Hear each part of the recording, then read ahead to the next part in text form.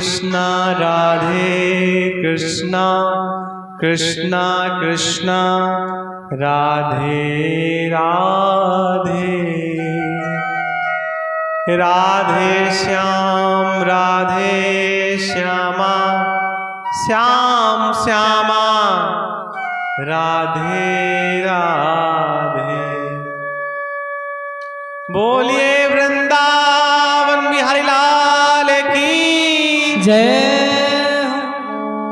ये जो कीर्तन था, ये कीर्तन ही वही ताकत देता है कि 2 घंटे बैठ करके 2.5 घंटे बैठ करके कथा श्रवण कराई जाए।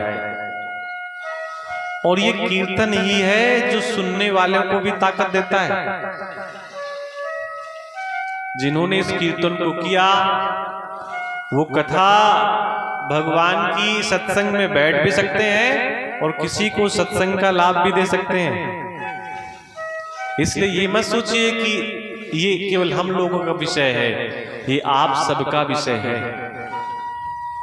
आप यहां बैठे हो या घर में बैठे हो, जहां से आपको ध्वनि यंत्र के माध्यम से सुनाई दे रहा है, आपको वहीं से कीर्तन में सम्मिलित हो जाना चाहिए। ध्वनि यंत्र के माध्यम से आसपास के गांव पुरनिया, बदौसा, नरदाहा, रानीपुर, मटखना और लालपुर, जहां तक इस ध्वनि विस्तारक यंत्र के माध्यम से आवाज जा रही है, वो सब लोग कथा पंडाल में शीघ्र उपस्थित होकर के कथा के लाभ को लें, उसका आस्वादन करें और कथा का पूर्णतया लाभ लेने का प्रयास करें। क्योंकि कथा तो गंगा के जैसे निरंतर बह रही है, यमुना के जैसे बह रही है, लेकिन जिसने उसमें गोता लगा लिया लाभ उसी को मिलेगा। कई बार मन में भाव आता है कि गंगा में कई बार स्नान कर लिया है, अब स्नान करने की आवश्यकता नहीं है। नहीं, जिस प्रकार नित्य नूतन नए वस्त्र पहनने की आवश्यकता है, नित्य भोजन की आवश्यकता है, नित्य व्यायाम की आवश्यकता है, उसी प्रकार नित्य कथा सुनने की भी आवश्यकता है।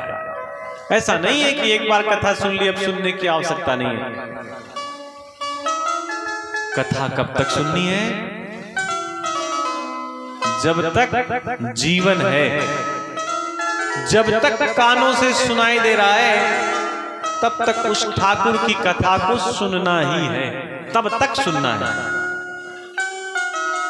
कल हम लोग जहां कथा को विश्राम किया था, वहीं से आगे कथा में प्रवेश करने का प्रयास करते हैं। नैमिषे निमिष क्षेत्रे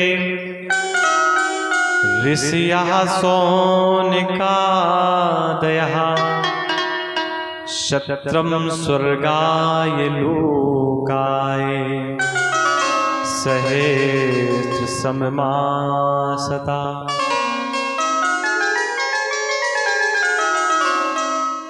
एक यज्ञ चल रहा है। यज्ञ कहां चल रहा है? नैमिषारण्य के तीर्थ में, नैमिष तीर्थ में यज्ञ चल रहा है। और वो पता है यज्ञ कितने दिन का चल रहा है? 1000 वर्षों के लिए यज्ञ प्रारंभ हुआ है। जैसे ये आपका जो यज्ञ चल रहा है ना, कथा यज्ञ, ये 7 दिन के लिए चल रहा है। ठीक वैसे ही नैमिष क्षेत्र में 1000 वर्षों के लिए भगवान विष्णु की भक्ति प्राप्त करने के लिए या उनकी कृपा प्राप्त करने के लिए 1000 वर्षों तक यज्ञ प्रारंभ हुआ। और उस यज्ञ में 88,000 ऋषि मुनि सम्मिलित हैं। और सबकी एक ही लालसा है कि कैसे परमात्मा की भक्ति पाई जाए या परमात्मा के परम पद को पाया जाए। ये सबकी लालसा है। उसी क्षेत्र में कई ऋषि मुनि इकट्ठे हो गए और शौनक जी ने सूत जी से कल प्रश्न किया तो सूत जी बता रहे हैं कि मेरे गुरुदेव ने जो कथा मुझे श्रवण कराई थी वही मैं आपको श्रवण करा रहा हूं, और जैसा मैंने सुना वैसा मैं आपको बता रहा हूं। जब परीक्षित के जीवन में केवल 7 दिन बचे और वो कथा सुन रहा था, और उसी समय सुखदेव मुनि जब आए तो उन्होंने सुखदेव मुनि ने परीक्षित से कहा कि आप क्या सुनना चाहते हैं। तो परीक्षित ने सुखदेव मुनि से 6 प्रश्न पूछे हैं। कितने प्रश्न पूछे हैं? 6 प्रश्न पूछे। तो प्रश्न परीक्षित ने हैं, लेकिन ऐसा मानिए कि वो प्रश्न हम सबकी तरफ से पूछे गए हैं। पहला प्रश्न क्या है कि कलयुग में व्यक्ति को क्या करना चाहिए। कलयुग में व्यक्ति को क्या करना चाहिए, और ये प्रश्न आपके मन में भी होगा, हमारे मन में भी है, क्योंकि कलयुग चल रहा है। कलयुग में व्यक्ति को क्या करना चाहिए, ये पहला प्रश्न है। दूसरा प्रश्न है कि बहुत सारे शास्त्र हैं, बहुत सारे पुराण हैं, शास्त्रों का सार क्या है। ये दूसरा प्रश्न है। शास्त्रों के सार का मतलब है कितने सारे पुराणों में, शास्त्रों में कौन सा पुराण हम पढ़ें। भाई बाजार में तो बहुत सारी चीजें हैं, खेत में तो बहुत सारे फूल लगे हैं, लेकिन जगदम्बा को अगर फूल चढ़ाना है तो कौन सा चढ़ेगा। शिव को पुष्प चढ़ाना है तो कौन सा चढ़ेगा। गणपति को पुष्प कौन सा प्रिय है। ये सब अपने अलग अलग नियम है ना। तो शास्त्रों का सार क्या है। एक और प्रश्न पूछा है कि भगवान अवतार क्यों लेते हैं।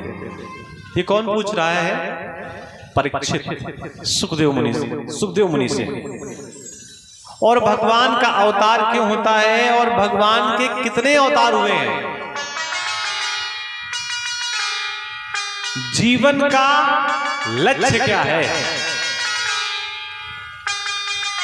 और जब भगवान इस धराधाम को छोड़ करके जाते हैं तो धर्म कहां जाता है। ये कई प्रश्न हैं परीक्षित के, और इन्हीं प्रश्नों का जो जवाब है वही श्रीमद् भागवत कथा है। वही श्रीमद् भागवत कथा है। कुछ प्रश्नों का जवाब हम आपको कम शब्दों में देते हैं, और बाकी तो फिर कथा विस्तार से होगी ही। जैसे कहा गया शास्त्रों का सार क्या है। शास्त्रों के सार का मतलब है कि इस कलयुग में क्या पढ़ें। रामायण पढ़ें, भागवत पढ़ें, गीता पढ़ें, हनुमान चालीसा पढ़ें, क्या पढ़ें। तो सबसे आसान तरीका बताया गया कि हमें श्रीमद् भागवत कथा का पाठ नित्य निरंतर करना चाहिए। हमेशा भागवत का पाठ करना चाहिए। जब भी मौका मिले तब भागवत हमें सुननी चाहिए, ऐसा शास्त्र कहता है।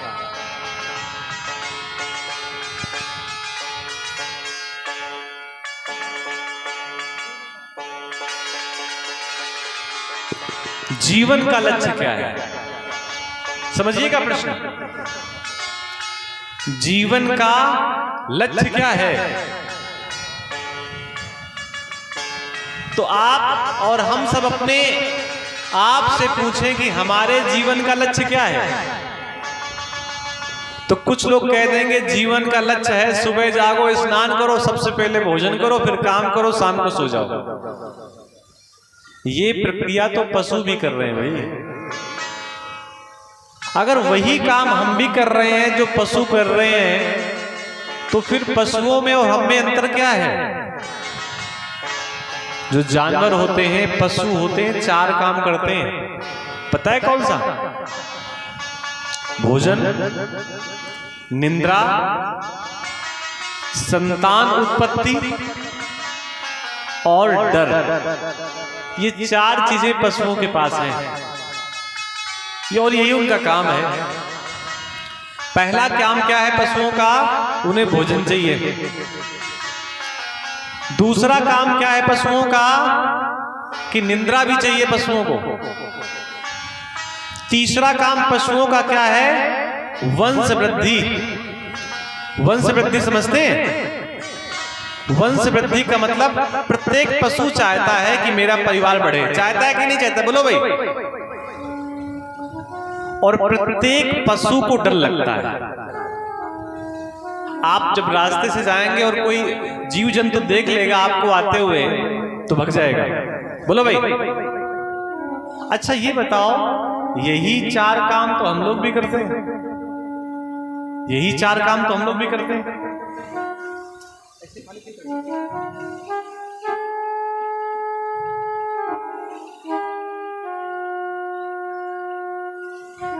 यही चार काम तो हम भी करते हैं ना भाई। हम सबको डर लगता है इसलिए इकट्ठा रहते हैं। हम सब लोग भी भोजन करते हैं, हम सब लोग भी निद्रा लेते हैं, और हम सब लोग भी अपने परिवार की वंश की वृद्धि करते हैं। इसके अलावा पांचवा काम क्या करते हैं? बोलो भाई।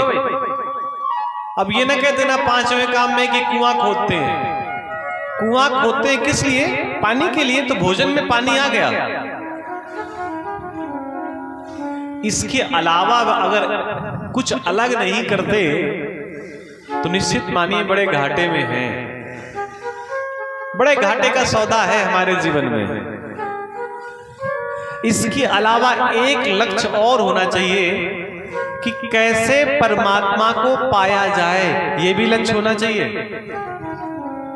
कि परमात्मा को हम कैसे पाएं। यह भी एक लक्ष्य होना चाहिए जीवन में।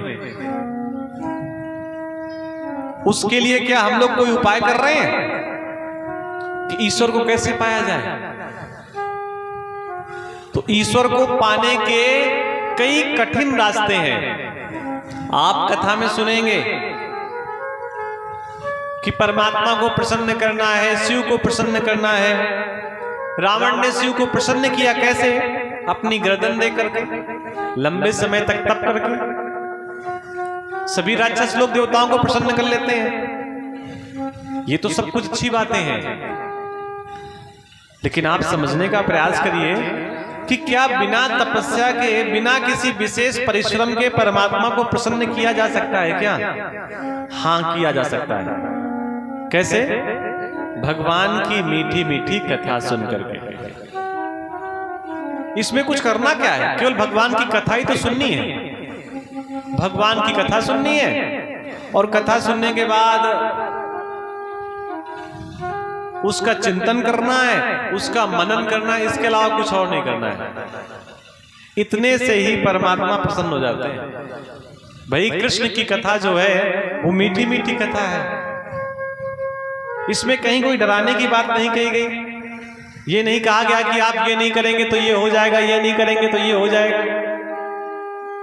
तो परमात्मा की कथा बड़ी मीठी मीठी कथा है और इतने से ही परमात्मा प्रसन्न हो जाता है। हमें बस क्या करना है? भगवान की कथा सुननी है। सांझ को जब हम अपने बिस्तर पर सोने जाएं, समझिएगा सभी लोग, नहीं तो आप कहेंगे समझ बात नहीं आती है। तो सोते समय भगवान की लीलाओं का चिंतन करना है। कैसे चिंतन करना है? कि भगवान से प्रार्थना करनी है कि जैसे आपने सभी के कष्ट निवारण किए वैसे हमारे भी कष्ट हर लीजिए। जैसे अपने गज के कष्ट दूर किए वैसे हमारे भी कष्ट दूर करिए। जैसे गणिका के कष्ट दूर किए वैसे हमारे भी कष्ट दूर करिए। जैसे आपने अपने माता पिता के कष्टों को दूर किया वैसे हमारे भी कष्टों को दूर करिए। बड़े बड़े राक्षसों को आपने अपनी गोद में बैठाया, अपना आशीष दिया, हमें भी आशीष दीजिए।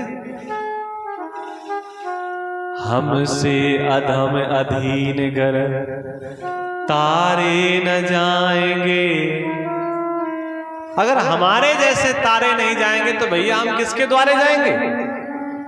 हम तो केवल परमात्मा, हे भगवान, आपके ही सहारे हैं। ये 6 प्रश्न जो पूछे हैं, इन्हीं प्रश्नों का जवाब भागवत की कथा में है। भगवान के प्रमुख रूप से 24 अवतार बताए गए। कितने? 24। एक बार थोड़ा सा हम आपको याद दिला देते हैं। जो पहला भगवान का अवतार है वो सनत कुमार के रूप में है। सनत, सनंदन, सनातन और सनत कुमार। दूसरा अवतार भगवान का सूकर के रूप में है, सूकर। तीसरा अवतार भगवान का देवर्षि नारद के रूप में है। चौथा अवतार नर नारायण पर्वत के रूप में है। अब ये प्रश्न मन में आएगा कि नर नारायण पर्वत कहाँ है? बद्रीनाथ में जो विशाल 2 पर्वत हैं, उन्हीं में से एक पर्वत को नर कहते हैं, दूसरे पर्वत को नारायण कहते हैं। भगवान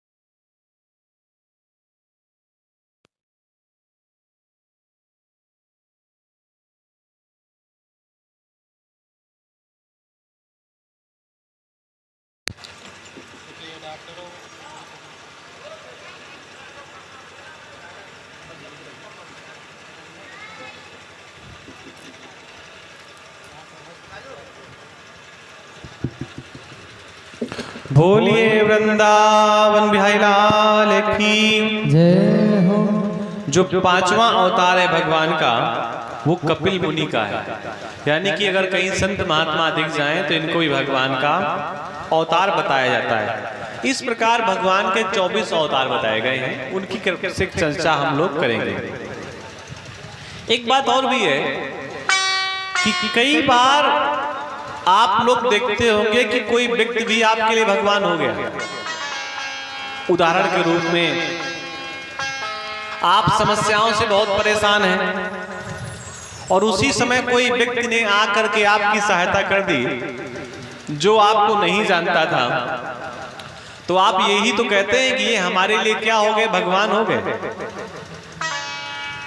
तो भैया भगवान के 24 प्रमुख अवतार बताए गए हैं, लेकिन भगवान को जब भी ऐसा लगता है कि उनके भक्तों को उनकी आवश्यकता है तो उस समय भगवान पुनः किसी न किसी रूप में अवतार ले लेते हैं। ऐसे समझिए कि आप रास्ते से किसी मरीज को लेकर के जा रहे हैं, अचानक जंगल में आपकी गाड़ी खराब हो गई। उसी समय कोई व्यक्ति ऐसा आया जिसको आप नहीं जानते थे, लेकिन उसने वहीं पर गाड़ी रोकी, आपसे कहता है भैया कहाँ जा रहे हैं? आपने कहा हम तो अस्पताल जा रहे हैं, हमारी गाड़ी में तो मरीज पड़ा हुआ है, बड़ी समस्या है, अचानक जंगल में हमारी गाड़ी खराब हो गई। तो कहता है आइए चलिए हमारे साथ। आप कल्पना करिए उस व्यक्ति को आप जानते नहीं थे, फिर भी उसने आपकी सहायता की, तो ये आपके लिए भगवान ही तो हुआ। तो 24 अवतार तो भगवान के प्रमुख हुए हैं, बाकी भगवान के नित्य अवतार हो रहे हैं। व्यास जी का असंतोष बताया गया। वेद व्यास ने 17 जब पुराण लिख लिए तो उनके मन में अचानक असंतोष हुआ। किस बात का? कितने पुराण लिखने के बाद भी मन में किसी प्रकार की कोई शांति नहीं है। जैसे बहुत बार हम लोग कोई बड़ा काम कर लेते हैं फिर भी मन में शांति नहीं होती, उसी प्रकार व्यास जी के मन में एक भाव है कि हमने 17 पुराणों की रचना कर दी, लेकिन फिर भी हमारे मन में कोई शांति नहीं है। नारद जी उनके पास आए तो नारद जी ने अपनी बात व्यास जी से कही। व्यास जी ने कहा, गुरुदेव, हमने 17 पुराण लिख दिए लेकिन फिर भी हमारे मन में संतोष नहीं है। तो नारद जी ने कहा, ये बताइए, इन 17 पुराणों में कहीं आपने भगवान की चर्चा की है, कृष्ण की चर्चा की, राधा रमण बिहारी लाल की चर्चा की? व्यास जी ने कहा, नहीं, थोड़ी थोड़ी चर्चा है। नारद जी ने कहा, इसीलिए मन में असंतोष है। जब तक आप भगवान की चर्चा नहीं करेंगे तब तक मन में संतोष हो कैसे सकता है? आप कभी कल्पना करना, जिस दिन आप कन्या भोज करवाते हैं, जिस दिन घर में सत्यनारायण की कथा करवाते हैं, उस दिन एक विशेष प्रकार का संतोष आपको मिलता है। जब भी भगवान की चर्चा होती है, भगवत चर्चा होती है, ईश्वर की चर्चा होती है, उसके बाद एक विशेष प्रकार का संतोष प्राप्त होता है। नारद जी ने कहा व्यास जी से कि आप एक काम करिए कि आप श्रीमद् भागवत कथा की संरचना करिए और उस श्रीमद् भागवत कथा में केवल और केवल भगवान कृष्ण के चरित्र के बारे में चर्चा करिए। इससे आपको विशेष प्रकार का संतोष प्राप्त होगा। तब जाकर के नारद जी के कहने पर व्यास जी महाराज ने श्रीमद् भागवत कथा की रचना की। तब जाकर के ऐसी श्रेष्ठ ये श्रीमद् भागवत की कथा है। नारद जी बताते हैं भगवान की चर्चा के बारे में। नारद जी कहते हैं कि पिछले जन्म में मैं एक दासी का बेटा था। व्यास जी ने पूछा ना कि आप नारद कैसे बने? तो नारद जी कहते हैं पिछले जन्म में मैं दासी का बेटा था।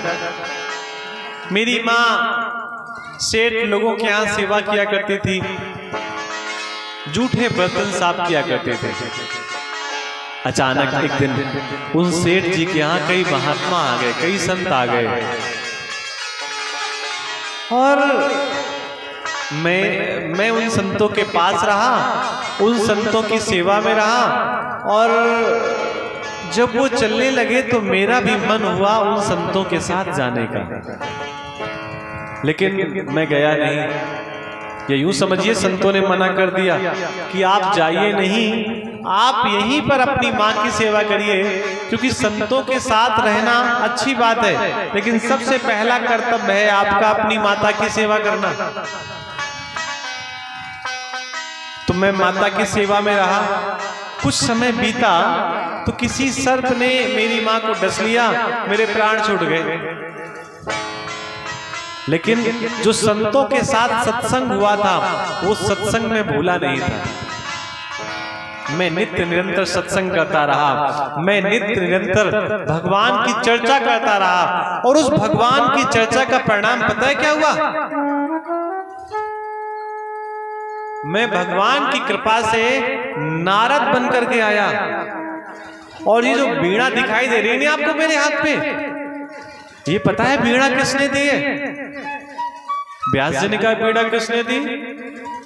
तो नारद जी ने कहा ये वीणा स्वयं भगवान विष्णु ने मुझे दी है।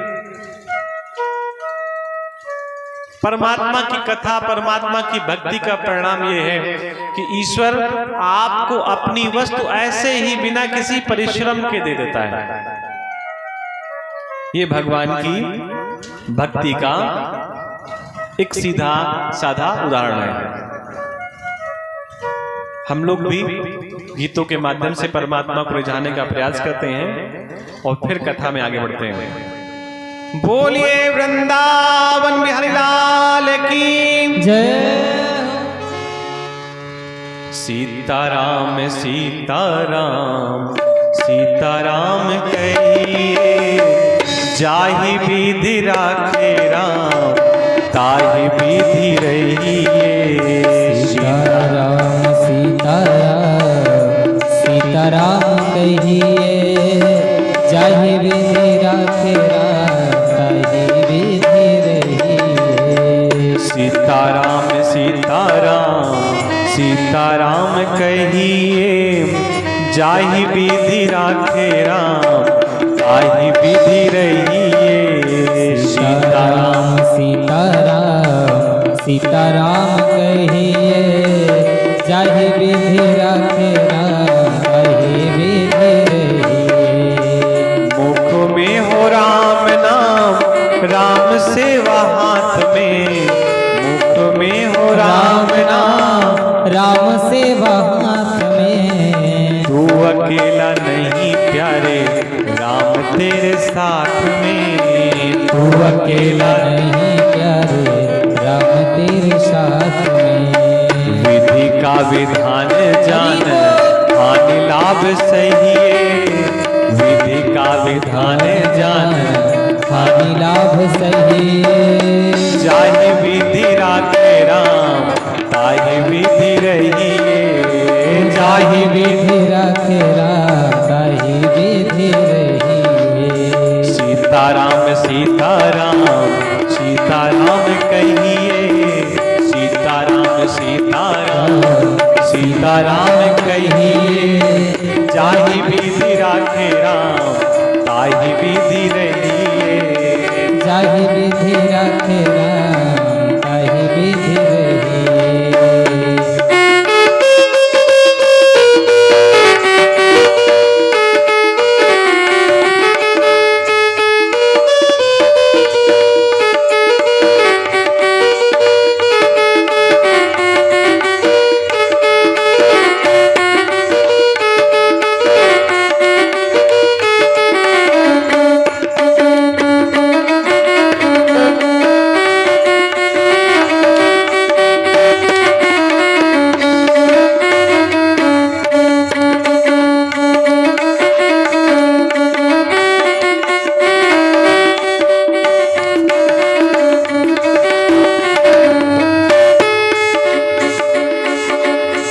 किया अभिमान तो फिर मान नहीं पाएगा, किया अभिमान तो फिर मान नहीं पाएगा।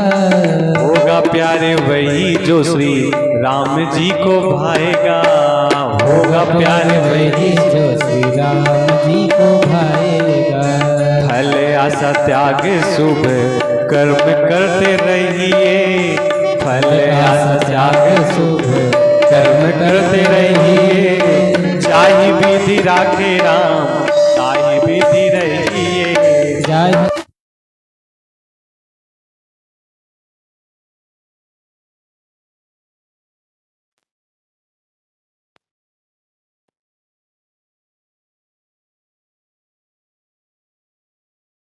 जाहि विधि राखे राम ताहि विधि रहिए। जाहि विधि राखे राम ताहि विधि रहिए। सीताराम सीताराम सीताराम कहिए जाहि विधि राखे राम ताहि विधि रहिए।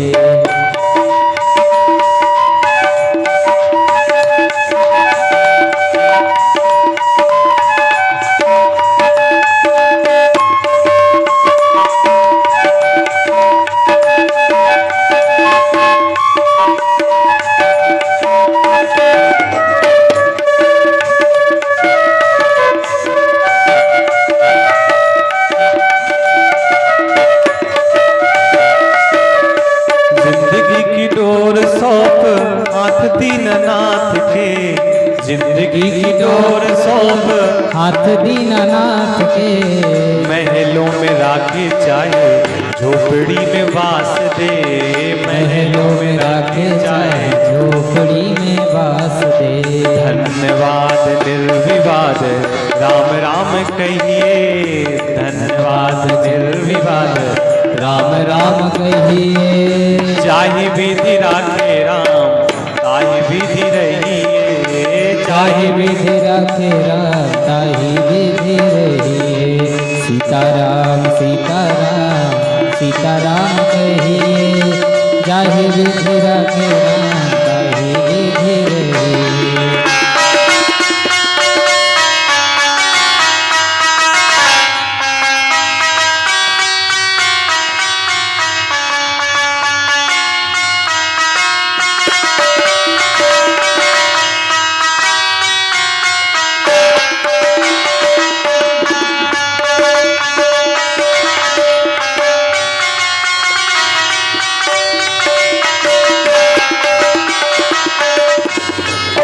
एक राम जी से दूजी आस छोड़ दे, आशा एक राम जी से दूजी आस छोड़ दे।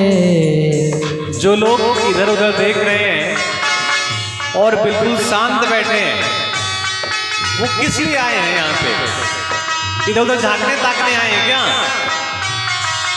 अरे हमारे साथ बोलिए ना, आशा एक राम जी से दूजी आस छोड़ दे, आशा एक राम जी से दूजी आस छोड़ दे।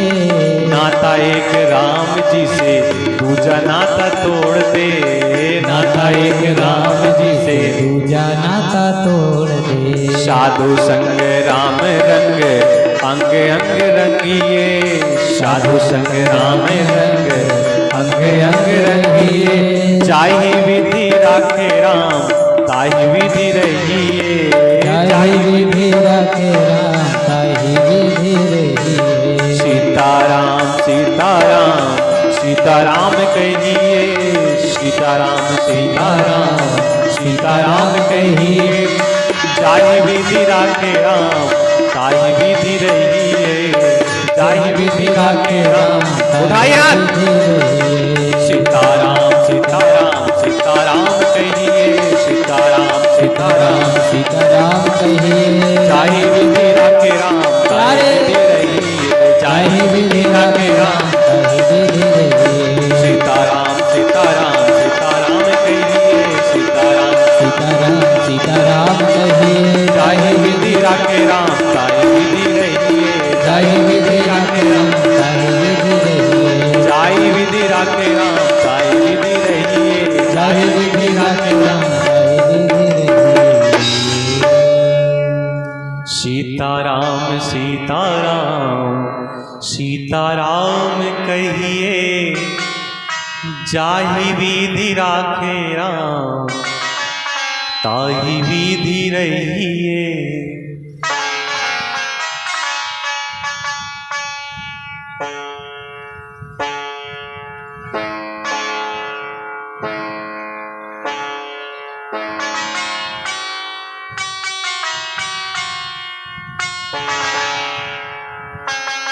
बोलिए श्री हनुमान जी महाराज की जय हो।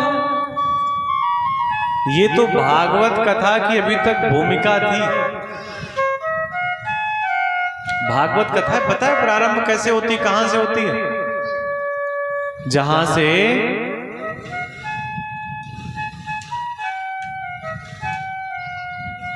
महाभारत का युद्ध समाप्त होता है,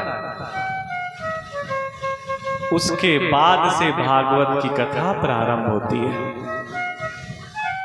जितनी भी सुंदर कथाएं हैं, दिव्य कथाएं हैं, श्रेष्ठ कथाएं हैं, बड़े उन्नतशील प्रसंग हैं। ये बताए प्रसंग निकले कहां से? ये सब लड़ाई झगड़ों के बीच से निकले। तो आप कहेंगे क्या जीवन में लड़ाई झगड़ा होना चाहिए क्या? लड़ाई झगड़े का मतलब युद्ध नहीं। आप समझिए कि गीता कहां लिखी गई? जहां एक तरफ कौरवों की सेना है, एक तरफ पांडवों की सेना है, वहां से जो गीत निकला भगवान कृष्ण के मुख से, उसे गीता कहते हैं। और युद्ध समापन के बाद जो कुछ वहां से निकला उसे श्रीमद् भागवत महापुराण कहते हैं। भीम की गदाओं से, गदा के प्रहार से दुर्योधन का पूरा शरीर टूट चुका है। जंगा में केवल उसके थोड़ा सा प्राण बचे थे, तड़प रहा था। और दुर्योधन को पता था कि अब मेरे प्राण निकल जाएंगे। उसी समय अश्वत्थामा दुर्योधन के पास गया। अश्वत्थामा दुर्योधन से कहता है, राजकुमार, ऐसा लग रहा है कि आप का स्वर्गवास निकट हो जाएगा, निकट है। अगर मन में कोई अभिलाषा हो तो आप बता दीजिए। दुर्योधन कहता है मेरे मन में एक ही अभिलाषा थी और वो आज भी है कि हम 100 के 100 मारे गए और पांडवों में से किसी एक का भी बाल बांका नहीं हुआ। अगर एक भी पांडव मर जाता तो 100 भाइयों के मेरे मरने का दुख मुझे ना होता। लेकिन एक ही दुख है कि 100 के 100 मेरे भाई मारे गए और ये 5 के 5 पांडव सकुशल हैं, इन्हें किसी प्रकार की समस्या नहीं है, जीवित अवस्था में है। बस इसी बात का मुझे दुख है। अश्वत्थामा ने कहा राजन, मुझे आप केवल सेनापति बना दीजिए, फिर कमाल देखिए। मन में लालसा देखिए कितनी खतरनाक होती है। सेनापति का मतलब बहुत सेना होनी चाहिए।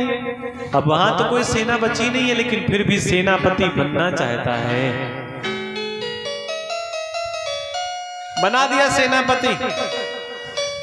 रात के अंधेरे में नंगी तलवार लेकर के गया किसके शिविर में? जहां पर पांडव सोते थे।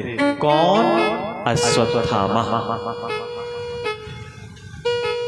2 शिविर थे, एक शिविर में अश्वत्थामा सोता था, एक शिविर में पांडव सोते थे और एक शिविर में पांडवों के बच्चे सोते थे। पांडव भी 5 थे और पांडवों की संतानें भी 5 थी। भगवान कृष्ण तो सारी बातें पहले से जानते थे। भगवान कृष्ण ने कहा पांडवों से कि ऐसा करो, आज तुम लोग अपने बिस्तर पे नहीं सोओगे। तो कहां सोओगे? ऐसा करो, जाओ बच्चों के बिस्तर में सो जाओ जाकर के। पांडव अपने बच्चों के बिस्तर में सो गए। भक्त कभी भगवान से व्यर्थ के प्रश्न नहीं करता। भक्त तो केवल अपनी बात कहता है भगवान से, और भक्त भगवान की बात सुनता है, उसमें कोई टीका टिप्पणी नहीं करता। जहां पर पांडव सोते थे वहां पर पांडवों के बालक सो गए, और जहां पर पांडवों के बालक सोते थे वहां पर पांडव सो गए। ये बात किसको पता है? केवल भगवान कृष्ण को, और किसी को नहीं पता। अश्वत्थामा को लगा कि पांडव अपने शिविर पे लेटे हैं। रात के अंधेरे पे गया और जहां पर पांडवों के बालक लेटे हुए थे, उन सोते हुए बालकों की गर्दन उनके शरीर से उतार दी, या यूं समझिए पांडवों के बालकों के प्राण ले लिए। लेकिन रात में अंधेरा है, पता ही नहीं किसको मारा हमने। जहां पर भीम सोता था वहां जो उनका बेटा सो रहा था, उस बेटे का मस्तक लेकर के वो अश्वत्थामा दुर्योधन के पास गया और दुर्योधन से कहता है कि मित्र, जो काम पूरी महाभारत में नहीं हो सका वो मैंने कर दिया। तुम एक पांडव की बात करते थे, मैंने 5 के 5 पांडवों को मार दिया। युधिष्ठिर ने कहा कि अगर ऐसी बात है तो एक काम करिए, क्या हमें जो भीम की खोपड़ी है ना, भीम का जो मस्तक है, ये दे दीजिए। मैं भले ही भीम को मार नहीं सका तो कम से कम मस्तक को कुचल तो दूंगा, दबा तो दूंगा। अश्वत्थामा ने भीम का मस्तक जो लेकर के आया था वो पकड़ा दिया। किसको? दुर्योधन को। और दुर्योधन ने बड़ी ही आसानी से उसे दबा करके फोड़ दिया, जैसे कोई सड़ा हुआ कद्दू का फल। लेकिन तभी दुर्योधन कहता है कि ये भीम का मस्तक नहीं हो सकता। क्यों नहीं हो सकता? क्योंकि भीम को मैं जानता हूं, उसका मस्तक इतना आसान नहीं था, उसकी खोपड़ी इतनी आसान नहीं थी कि आसानी से फूट जाए। जरूर अश्वत्थामा तुम्हें किसी प्रकार का धोखा हुआ है, तब तक तो द्रौपदी अपने शिविर पे गई, चिल्लाने लगी, रोने लगी, विलाप करने लगी।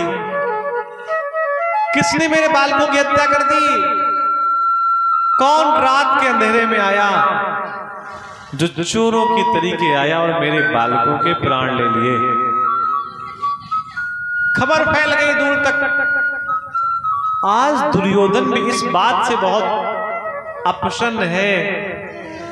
अश्वत्थामा से कहता है, अश्वत्थामा तूने ये क्या किया? अरे अगर पांडवों को मार देता तो कोई बात नहीं थी, लेकिन तूने हमारे वंश को नष्ट कर दिया। पांडवों की संतान से हमें कोई समस्या नहीं थी, उनके बच्चों से हमें कोई वैर नहीं था, हमारा वैर तो केवल पांडवों से था, लेकिन आपने निरपराध उनके बालकों को मारा है। आज मुझे मरने में भी कष्ट हो रहा है। कितना भी व्यक्ति पापी क्यों ना हो, लेकिन उसके सामने भी जब अनैतिक कार्य होता है तो भैया उसको भी खिन्नता आती है, उसको भी बुरा लगता है। और फिर अश्वत्थामा को ऐसा लगा कि अर्जुन को मालूम पड़ेगा कि मैंने उसके बालकों की हत्या कर दी तो अर्जुन मेरे प्राण ले लेगा। इसलिए अश्वत्थामा ऐसे रथ पे बैठ गया जिसके घोड़े बहुत तेज दौड़ते थे, और रथ में बैठ करके घोड़ों पे चाबुक चला करके उनको तेज भगा करके उसको ऐसा लगा युद्ध स्थल से मैं दूर चला जाऊं, जहां पर पांडव पहुंच ना सके, जहां पर अर्जुन पहुंच ना सके। बात मालूम पड़ गई कि किसने किया? अश्वत्थामा ने किया है। आज तो संकल्प लिया युधिष्ठिर ने, अर्जुन ने, कि जहां कहीं भी मुझे वो दुष्ट अश्वत्थामा मिल जाएगा, मैं उसके वहीं प्राण ले लूंगा। जाकर के अर्जुन रथ पे बैठ गए। रथ की बलगाओं को भगवान कृष्ण ने संभाला। भगवान कृष्ण रथ को हाँकने लगे और धीरे धीरे वो उनके पास पहुंच गए जहां पर अश्वत्थामा के घोड़े थक गए थे। अश्वत्थामा रथ से उतर गया और अपने प्राणों को बचाने के लिए पैदल भाग रहा है। पीछे से भगवान पहुंच गए और अब तो अर्जुन ने अश्वत्थामा की चोटी पकड़ ली। अश्वत्थामा की जन्म से ही उसकी चोटी में एक मणि थी, जन्म से ही अश्वत्थामा ने उस मणि को निकाल लिया। और अश्वत्थामा की जो लंबी सी शिखा थी, लंबी सी चोटी थी, उस चोटी को भी अर्जुन ने काट दिया अपनी तलवार से। बचे हुए बालों को, उसके सर को पकड़ते हुए, उसको घसीटते हुए, उसका अपमान करते हुए अर्जुन अश्वत्थामा को द्रौपदी के पास लेकर के आए। लेकिन जब द्रौपदी ने देखा कि गुरु का बेटा, गुरु पुत्र इतने अपमान के साथ लाया गया है, इतनी घृणा के साथ लाया गया है, इतना भयंकर अपमान हुआ है, तो द्रौपदी ने कहा कि अर्जुन से कि ऐसा करिए, इसको छोड़ दीजिए, क्योंकि जितना कष्ट आज मुझे हो रहा है अपने बालकों की हत्या होने पे, अगर अर्जुन आप भी इसके प्राण ले लोगे ना तो इसकी माँ को भी इतना कष्ट होगा, क्योंकि मैं माँ हूं और मैं जानती हूं कि बालक को चोट पहुंचने के बाद माँ को कितना भयंकर कष्ट होता है। ये बात मैं जानती हूं, इसलिए छोड़ दो इसे। लेकिन बगल में तो भगवान कृष्ण खड़े थे। भगवान कृष्ण ने कहा, अर्जुन इस आतताई को छोड़ना नहीं, क्योंकि अगर आतताई को तुमने छोड़ दिया तो इसको अपराध करने की ताकत बढ़ जाएगी, ये और अपराध करेगा, इसलिए इसको छोड़ना नहीं, इसके प्राण ले लेना। और अर्जुन ने जैसे ही प्राण लेने के लिए तलवार निकाली तो पता है भगवान ने क्या कहा? भगवान ने एक बात और कह दी कि अर्जुन ये ब्राह्मण है और तुम्हारे गुरु का बेटा भी है, इसलिए इसके प्राण नहीं लेना है। अब आप समझिए, भगवान ने दो बातें कह दी कि इसको छोड़ना नहीं, इसके प्राण ले लेना, और दूसरी तरफ भगवान ने ये कह दिया कि इसको मारना नहीं। देखिए, ये भक्त और भगवान के बीच की बात होती है, सब कोई नहीं समझ पाता। अगर कहीं बेटा बैठा हो और माँ इशारे कर दे तो बेटा समझ जाता है माँ क्या कह रही है, और अगल बगल के लोग नहीं समझ पाते। भगवान के इशारे को अर्जुन समझ गया और अर्जुन ने उसकी चोटी काट दी, उसका अपमान कर दिया और उसको भगा दिया। कल्पना करिए, किसी सांप की पूंछ में आपने पैर रख दिया हो, किसी सांप की पूंछ में आपने क्या रख दिया हो, पैर रख दिया हो, सांप की स्थिति क्या होगी? उसको तो जहां मौका मिलेगा वहीं चबा लेगा, प्रयास करेगा कि सामने वाले के प्राण ले लूं। ये उसका पूरा प्रयास होगा, भले ही वो ले पाए ना ले पाए, वो एक अलग बात है। यही स्थिति आज अश्वत्थामा की है, गुरु के बेटे का, और वहां के जो राजा है उसके बेटे के मित्र का इतना बड़ा अपमान हो गया, उसके बाल पकड़ करके खींच के लाया गया, भरी सभा में उसकी चोटी काट दी गई, मान मर्दन कर दिया गया, भगा दिया गया।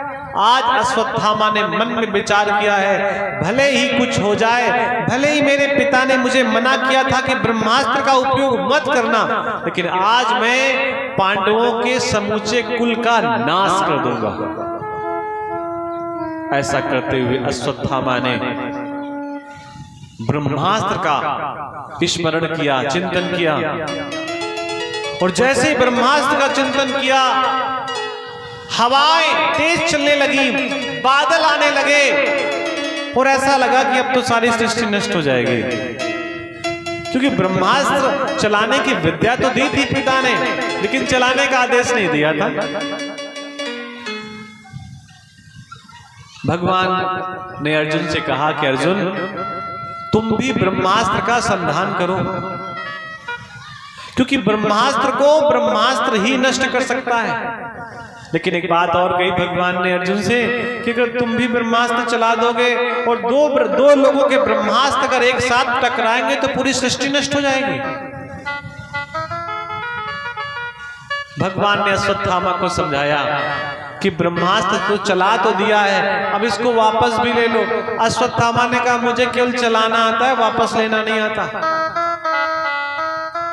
तब अर्जुन ने अपना ब्रह्मास्त्र चलाया और फिर मंत्रों के माध्यम से दोनों ब्रह्मास्त्र को वापस किया। फिर भी अश्वत्थामा नहीं माना, और अश्वत्थामा ने एक ऐसा तीर चलाया जो जा करके उत्तरा के गर्भ में लगा। अब ये उत्तरा कौन है? ये उत्तरा है अभिमन्यु की पत्नी। युद्ध के समय जब कौरवों ने घेर करके अभिमन्यु के प्राण ले लिए, अभिमन्यु की चिता जल रही थी, उस पे लेटा हुआ था अभिमन्यु, तो ये भी जाना चाह रही थी, उत्तरा भी अपने आप को नष्ट करना चाह रही थी, उस चिता में सती होना चाह रही थी अपने पति के साथ। उसी समय भगवान ने उत्तरा का हाथ पकड़ लिया, ये कह करके कि आपको मरने का तो अधिकार है, लेकिन आपके उदर में जो बालक है उसे मरने का अधिकार नहीं है। आप सती हो सकती हैं, लेकिन आपका बालक आपकी वजह से मारा जाए, ये ठीक बात नहीं है। इसलिए भगवान कृष्ण ने मना कर दिया था उत्तरा को सती होने से। और ये बात अश्वत्थामा को पता थी कि पांडवों का जो एक बीज है, जो पांडवों की एक संतान है, जो आखिरी संतान है, वो कहां पर पल रही है? उत्तरा के गर्भ में। इसलिए अश्वत्थामा ने एक बाण चलाया उत्तरा के गर्भ में। संत महात्मा कहते हैं कि वो बाण उत्तरा के गर्भ में चला गया था, उत्तरा का गर्भ नष्ट हो गया था, लेकिन उत्तरा के मन में एक बात बसी हुई थी जो उसकी माँ ने सिखाई थी, उसकी दादी माँ ने सिखाई थी कि पुत्री, जब भी कभी संकट हो उस समय कृष्ण का चिंतन करना, किसी और को नहीं पुकारना।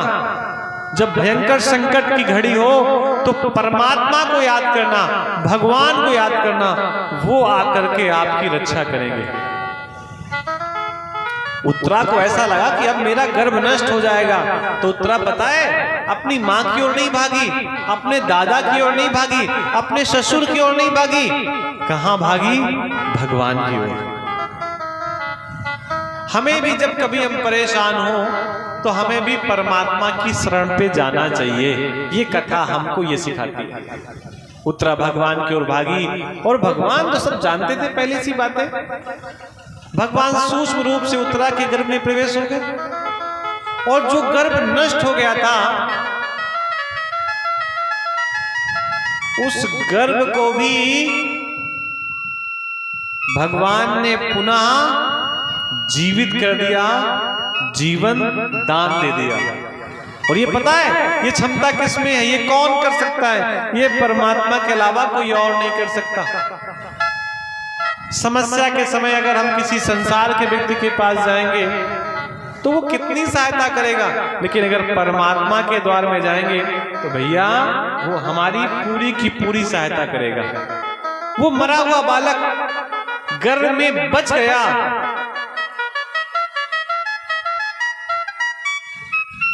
और जीवन दान मिल गया।